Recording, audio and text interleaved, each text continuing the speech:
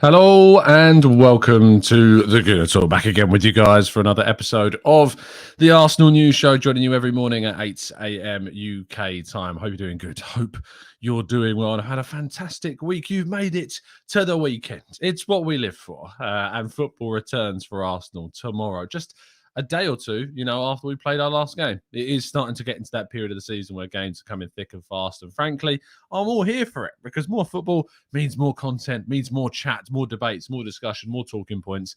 And we love Arsenal as well, which obviously always helps. Good morning, everybody joining us live in the chat box today. Let's see who's managed to get in here first. Matt G, good morning to you, to Kaiser, to Blackshan and Martin, runs with cows, PJ and Olu. Good morning to you, NSW, Nikolai and Devon. Hope you're having a fantastic time, guys. Carlton, Temi and Peter, and Noddy Relay, and Stevie and Stephen. Good morning, Chris, who joined us, of course, yesterday for our preview show. More on that in a second. And Harvey. Now, word of warning, you may or may not hear a TGT sneeze at some point throughout this show. I'm feeling somewhat stuffy, might be the right word to use. So I can only apologize in advance if all of a sudden there's a spontaneous pause during a live show to sneeze. That's the joy of doing live streams every single day, sometimes twice a day. You don't know what your body's going to do to you while you're doing the shows.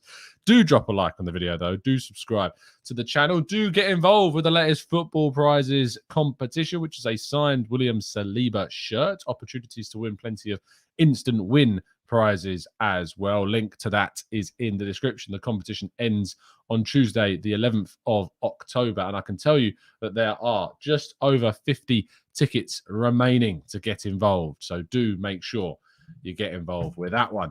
We did our preview yesterday for the Arsenal-Liverpool match. I was joined by our three fantastic guests of Chris, Kian and Dan, who all helped me look ahead to the game. So if you haven't already checked out that preview show, it is the last upload on the channel, so make sure that you are looking into that. Arsenal's under-21s will play against Tottenham away this morning at 11 a.m, hopefully earning themselves another win. It's been a decent start to the season, but we want to see some more wins and picking up more points. And the under-18s have started to turn things around. Jack Wilshere has always been working hard to try and address what was a pretty disappointing start to the season. The under-18s play Aston Villa at London Colney at 12 o'clock. So you'll be able to stay across both of those games. I do believe there is some way of watching the Spurs game. If you do enough research, you'll be able to find out why. But I've been made aware that I think you can watch that one potentially on the Tottenham website if you can brave going over there. Mika Biereth scored twice in his really starring role in WRKC, not WRKC, just RKC, Valwijk's 3-2 win away at FC Groningen in the Eredivisie. They moved themselves even further up the table. In fact, they're only a few points off Feyenoord in the Eredivisie now. And Mika Biereth, after recovering from an injury that kept him out at the start of the season, is beginning to show himself as a real asset for that side. Coming off the bench and scoring twice, he is only going to improve. And hopefully Arsenal can find themselves not in possession of just one striker scoring on the continent, talking about following Balogun, of course, but they can also find themselves in possession of potentially another one in Mika Biereth. And fingers crossed, if he isn't going to remain at Arsenal, can earn Arsenal a serious figure come the summer. Zinchenko still remains a doubt for tomorrow's game against Liverpool. However, he was confirmed to be at London Colney. Whether or not he trained remains to be seen, but he did post to his Instagram a picture of himself with Gael Clichy, formerly of Arsenal and Manchester City, and a left-back, something which Zinchenko now shares all of those details with. So you can see why he was keen to get the picture across. But whether or not Zinchenko will be involved in tomorrow's game remains unknown. Mikel Arteta, of course, addressed team news in his press conference, which I'll come on to in a second. And I can talk to you now about my conversation with Matt Turner after the game on Thursday night. Speaking to the Arsenal second-string goalkeeper, I asked him whether or not his position in the Europa League was confirmed and was guaranteed to him, even if Arsenal were to progress into the knockout stages. And in short, there are no guarantees, as Turner describes it. He says he's grateful for the opportunities that he's being given right now and that he's going to continue to fight and hopefully get more game time as much as feasibly possible. But there is no guarantee that he will continue between the sticks if Arsenal do progress into the knockout rounds. Now, an interesting statistic is that Mikel Arteta has never used the second choice keeper in a Europa League knockout round. In his first season, when we got knocked out against Olympiacos, Bernd Leno was in goal. And then the following season, of course, when we played the likes of Olympiacos again and Benfica, and of course, eventually getting knocked out by Villarreal, Bernd Leno played in goal again. It was not Emi Martinez. It was not Matt Ryan. Neither goalkeeper played the Europa League games, and Arteta instead wanted to go with a more full-strength side. So, despite that, and I don't know why, I spelled guarantee wrong, which has just been pointed out to me on the screen. That's again what happens when you get up at 8 a.m. to try and put things together. There we go, guarantee. There's no guarantee that he will, of course, remain within that spot. But I was quite happy with his performance, and I know that a lot of people, unfortunately, are already stigmatizing, unfortunately, Matt Turner's performances so far. Thiago Alcantara is a doubt for the game tomorrow. He was not spotted in any of the Liverpool's training pictures. Now, just like Arsenal, Liverpool could be pulling a little bit of a tactical switcheroo with some of their pictures, as Arsenal like to do, and try to hide some players from view, and then they still play on Sunday. But Thiago is supposedly a bit of a doubt. Andrew Robertson is not expected to play. Curtis Jones could yet return for the game, and Klopp was more optimistic about Jones than he was about Robertson, and The Athletic have reported that they feel as though Robertson will have pretty much no chance, which means that Tsimikas will, of course, be at the left-back role. It gives Arsenal an opportunity, I think, to really get in behind both Tsimikas and Trent Alexander-Arnold, but no Thiago Alcantara in the midfield is a big, big blow for them. Arthur Melo also out injured, it said, at the moment, so he won't be coming in either. Now, Mikel Arteta did face the press, only a few members of the press ahead of the game against Liverpool. He was asked how much he's looking forward to the game, and he said, again, it's another really exciting game to play against one of the toughest opponents in this league. It's going to be a really demanding match, and it's going to require us to be at our best. He was then kind of asked about the opportunity, whether or not this could be a statement, if indeed we were to win. He says every game is the same. Obviously, it's a big match. It's a fixture that everybody's looking for against an opponent that has shown in the last 5 or 6 years the level that they have. And we have to show those opponents again that we have reached the level and we are ready to compete against them. Now, if you ever needed kind of an extra little bit of assuredness, a little bit of convincing that Arteta sees Arsenal as a side that need to be qualifying not only for the Champions League, but competing for titles, it is how he talks about the specifics of Arsenal's hopes against these big teams. He wants us to beat them. He wants us to play these sides and smash them. And that tells you everything that you have to know about what we want to do as a club moving forwards. And that is going on to win titles. And it shouldn't be something that is out of Arsenal's grasp in the next couple of years. This season, we're looking to be in a great position. And we all can talk about titles while we sit top of the table as we are, and it's great. But if we're being absolutely real, I still think there is some way that we need to do to improve the team to be able to compete more directly with Manchester City. But it is absolutely his goal to try and get Arsenal to winning titles and winning trophies and potentially Champions Leagues as well. I have no doubt in my mind about that at all. He was asked about team news, and in classic fashion, he said, we will have more news tomorrow. We have another training session and we will know more tomorrow. This is what has become the norm. At first, those in the press conference just sitting around asking about team news. Usually we would get a bit of an update on each player. Now we've got a training session tomorrow. And that's all he says. He wants to be as coy, as secretive as feasibly possible, not to give the opposition any chance of knowing what we're going to be able to do. And I can respect that. Whilst it's frustrating from a journalistic point of view, I can respect that. So that's completely fair enough. He was asked a number of times about William Saliba again and kind of how he established himself. He was very,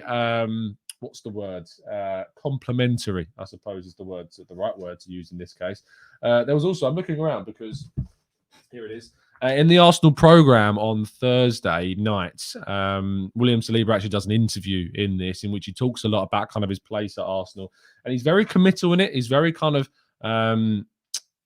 really kind of committed to being at Arsenal and really excited and energetic about the possibility of staying at Arsenal. So if you haven't already read the programme, or if you've not had the opportunity to read it, you can find some of the quotes. I think Simon Collins tweeted them out before the game on Thursday. So it's worth a read. But some really interesting comments from Saliba in the match day programme. Worth reading. You get some really interesting stuff in the programmes these days that are potentially newsworthy. That brings us an end to a part one of today's show, which means we're going to tackle part two and your questions after this short break.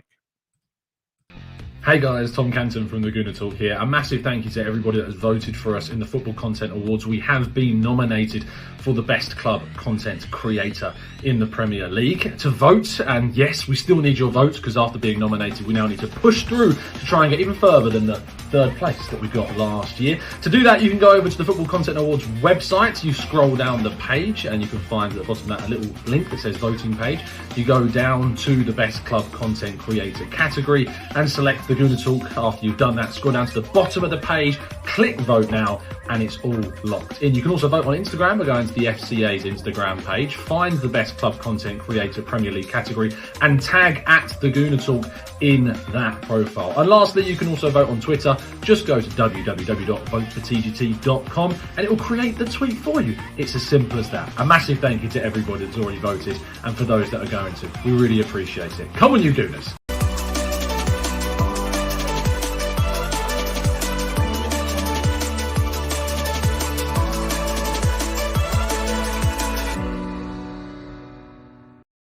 Yes, you can indeed vote for us in the Football Content Awards. I will not be nagging you after tomorrow. Tomorrow is the last day that you can vote for us in the FCA. So you can keep yourselves warm in the knowledge that I will no longer be nagging you about voting for us. If you haven't done so already, then I can please encourage you to do so. It takes you a matter of moments to jump over to Instagram and tag us, to go to www.votefortgt.com and tweet out your vote. And of course, go over to the website and vote for us in the Best Club Content Creator category. So there you go. That's all I'm going to talk about it today. But thank you ever so much for everybody that's already voted one day after this one to go. Let's go to Dan, who says, Tom, as young players usually do, they progress. If these players can develop further in front of goal, maybe adds a player or two. What is the ceiling of this group? Is it the Premier League? Is it a Champions League? Is it a treble? Winky face. Look, the ultimate goal of this team is to get back to where it was in the golden eras of Arsenal, winning trophies, competing for Premier League titles, and hopefully even competing for a Champions League title. Can this squad do it? I agree with you that the potential is absolutely there, especially if we were to add 2, 3, in my view, more players. We need more depth. We need more quality. We need more luck regarding injuries as well. But there is no reason why this squad, a very young team that is developing all the time, and Ben White, by the way, turned 25, I believe, today, which kind of tells you where we're at in terms of some of our players. They're reaching their mid-20s, reaching toward their prime. It's a really good time to be an Arsenal fan, because some of the players are moving into their best years, and some are still far off it and yet producing some great performances. So yeah, there's no reason why we should not have our aims set towards those goals. Yomi says, do you think Sambi is getting the same treatment Xhaka got, being played in the DM role instead of central midfield? Potentially, and maybe that's why we're not seeing his best performances. We're not seeing him play in his most comfortable position. Let's go down. Yomi, indeed, smash the likes if you haven't already done that on the video. Really would appreciate it. And as I always say, there's only 35% of you still that are watching that aren't subscribed. Well, the best way to understand is when you go onto your YouTube app, sometimes the show just pops up because you're so used to watching it and you're not even subscribed. So make sure you click that subscribe button. Temi says, can Mika Biereth break into the team next season?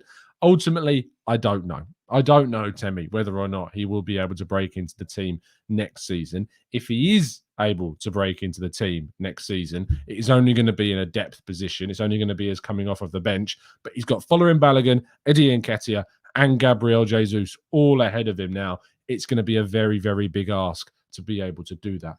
RC9 Gooner says, morning, Tom and TGT family. From Malaysia with love here. Any comments on Pep's comments on Arsenal? Mind games or true acknowledgement? I have no doubt in my mind that what Pep was saying about the fact that there's been one team better than City so far this season, and it's Arsenal, is true. The table doesn't lie. Arsenal have been more consistent, if you like, than City, have only dropped points in one game compared to City's 2. And so therefore, he's not wrong. Arsenal have been able to keep a better record than them, hence why they're top of the league and ahead of City in the race for the title so far. I don't think he's playing mind games. I don't think that he's also being pally towards Arteta. I do genuinely believe that, we are where we are because what we've done. And I think Pep's appreciating that. Let's go to Aaron, who says, this season is all about Champions League qualification, and I'm very confident in our summer transfers next year.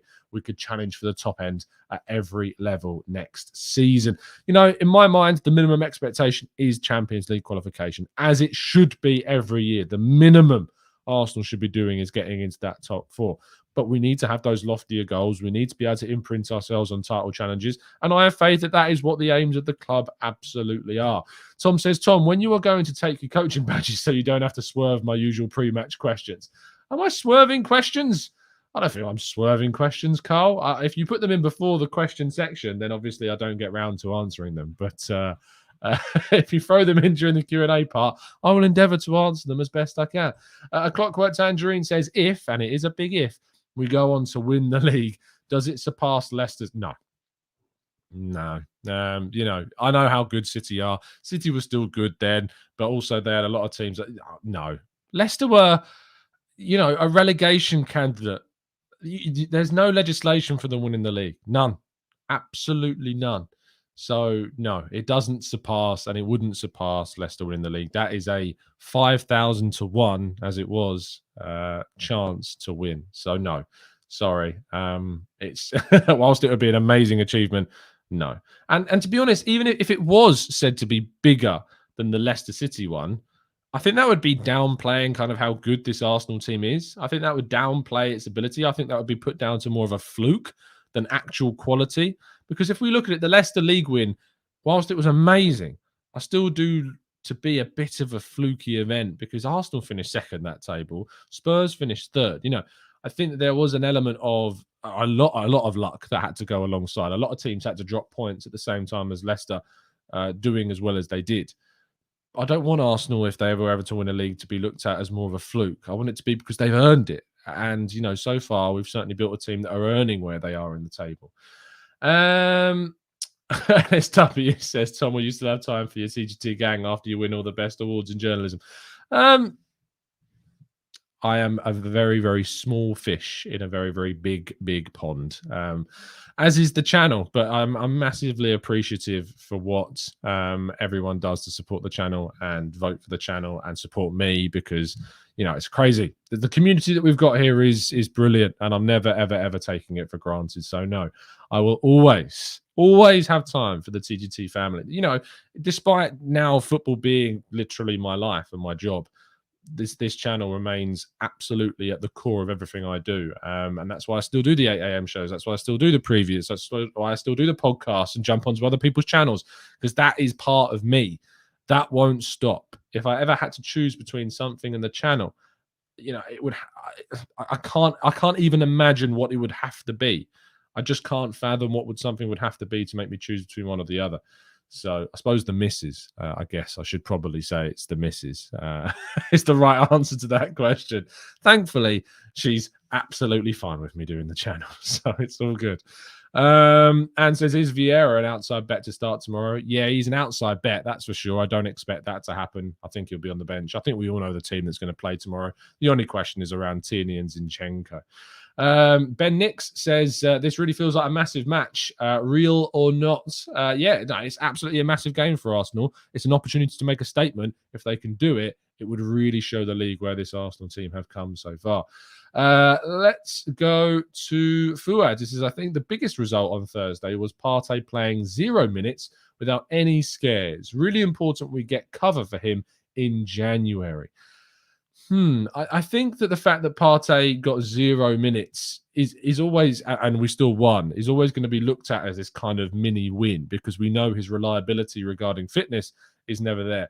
That said, when we play in the Champions League, and I'm starting to say when rather than if, next season, we're going to need to be playing players at the level of Partey probably twice a week. It's about how we manage the minutes of those players that's really going to level up Arteta's kind of squad and player management next season.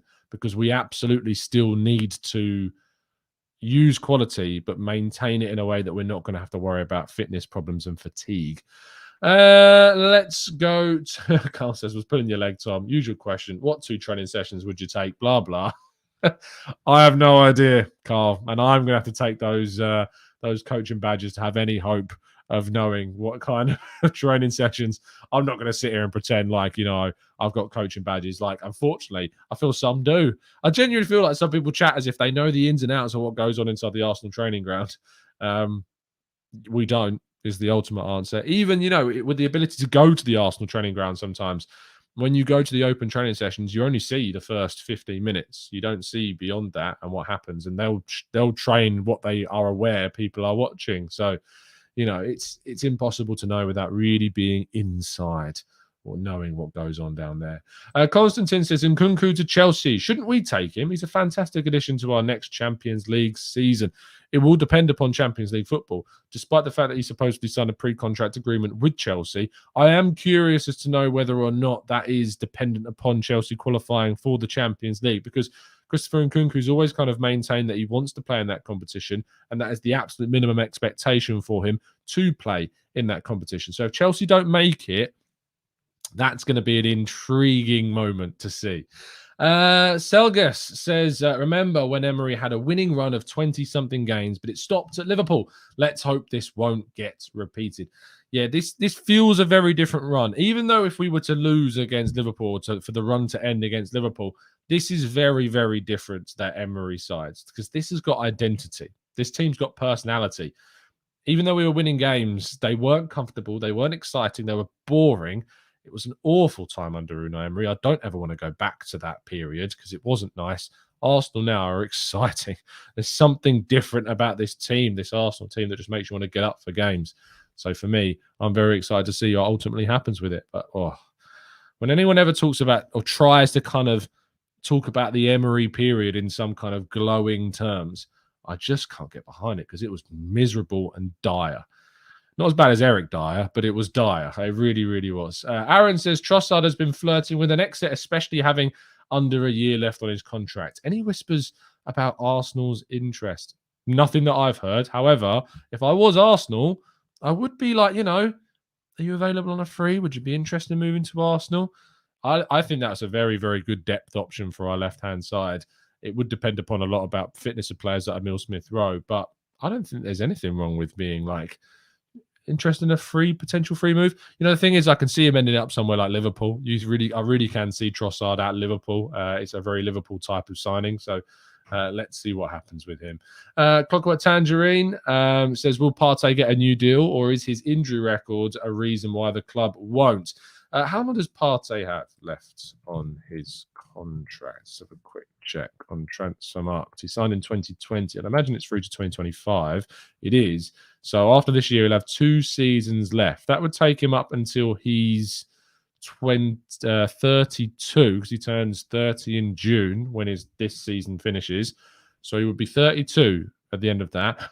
I would be conscious to not renew, because if we renew Partey's contract, it means you're taking him past the age of 32. We got him at a good age where you were going to get his best years at the top level. Unfortunately, he's had those injury issues. I would not renew Partey's contract at the moment. Potentially, you start going like for a 1-year extension. You start going, like Chelsea used to do. If you're over the age of 30, Chelsea would offer like 1-year extensions. So I think with Partey, I'd probably move down the same kind of route with this, is do 1-year extensions. And that's probably what I would look to. It depends on his level, but we're not under any pressure to renew Partey's contract. There is no pressure for us to do that. So I think it would be a 1-year kind of deal situation as the end of his contract. Let's go to Ben, who says, Ian Wright hinted that if Arsenal qualify for the Champions League, there are players interested in coming. Any idea who he's referring to? I think he's just excited, Ben. I think he's just excited about the fact that Arsenal could qualify for the Champions League, and therefore the number of doors that opens to Arsenal regarding the transfer market, it opens up significantly some high-end players. I don't think he's talking about anyone specifically, But it would be great to see Arsenal be able to go into the market and sign some of the best players in the game. But to do that, you need to be in the Champions League. And it feels like we're moving towards that for next season, which is going to be a brilliant, brilliant thing to hear that anthem played for the men's game. However, if you want to hear the anthem played at Arsenal this season, you just need to go and watch the women's, because they're obviously involved in Champions League football this season. Have a pretty tricky group with Lyon, Juventus and Zurich. So make sure you get in line and support the girls as they try and progress. Top of the group, which they weren't able to do last season because of Barcelona being in their group. This season they've got Lyon. It's again a very, very tricky task for them. Anyway, that brings us to an end of today's show, which for Nifemi in the chat, I can only apologise that you joined us at the moment that we're leaving, but welcome for your first live show. Thank you, everybody else that's joined us in the chat box. Do drop a like on the video and subscribe to the channel if you're new. We'll be back tomorrow morning with the final updates ahead of the game against Liverpool. We'll, of course, be bringing you a reaction to that game later on Monday morning as well. I'll be covering the game for Football London, doing the minute by minute, so make sure you're tuning into the blog over there if you aren't able to watch the game. But it's going to be absolutely smashing. I can't wait to see what indeed does happen so far this season, because it's going to be an exciting game tomorrow, and we're all going to be talking about the result and how it came about, and it could be something quite special for the Gunners. I will see you again very, very soon. Have a fantastic start to your weekend, and as always, up the Arsenal.